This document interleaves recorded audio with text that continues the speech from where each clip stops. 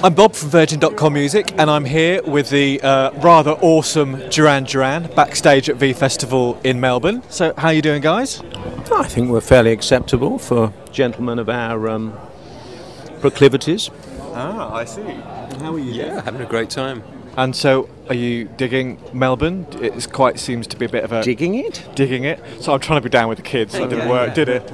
I'm frankly too old to bring be me a saying shovel. I like this city, I must say. It feels like a real city. I think it's far less transient than probably Sydney is.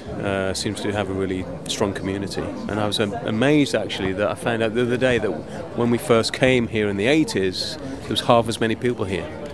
So the population had doubled since the early 80s, so there you go. You've been to see Spamalot? I went last night, actually. It's good. Fantastic, yeah. Who plays King Arthur here? I've never heard of him, to be honest with you. It was cool, though. And it was really cool to see an Australian audience, you know, really getting into the English sense of humour. So obviously you've beautifully evolved over the past, 30 years, is it? Without wanting to kind of make it sound scary.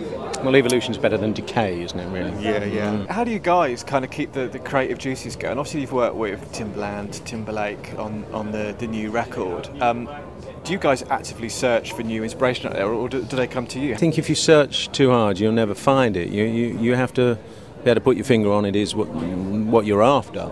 I mean the Timbaland, Justin Timberlake thing we'd been talking about for a couple of years, and it sort of fell into place at the right time. But I don't know. We don't know what we'll do for the next record. It's always different. There's talk of working with Mark Runce, isn't there? Yeah, I think we're going to work with Mark. I think that's already out of the bag. So, but I think it's a combination of keeping your eyes and ears open. I mean, we're all into contemporary music. We're not the kind of guys that just think, all the best music was made in 1983. We're always looking around and listening.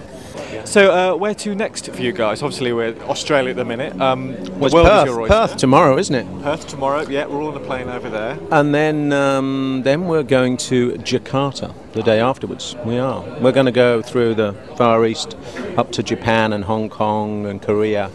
Also going to America, touring Europe. Maybe South America. Yeah, Europe's going to be in, June, July. Right. Quite a long year.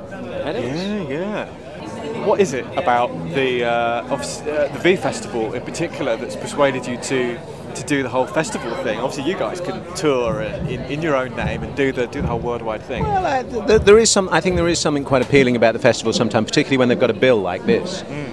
Because we tend to steer clear of the slightly heavier festivals that I don't think our audience would like the other bands on, and it just wouldn't be a good fit.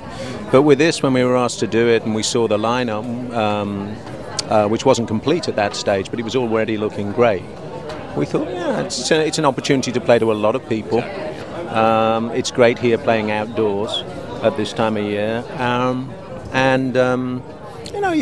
people get to see a lot of different acts, which it's a different way of consuming music. Excellent. Well, I'm really glad that you graced V Festival, as well as taking time out from the hectic days to chat to me for Virgin.com. I'll let you guys get on and get ready for your set later on. So good luck with the headline slot tonight. Look forward to seeing you, and I'll be checking you out in Perth as well. Good. So thanks again, and see you there. Cheers, guys.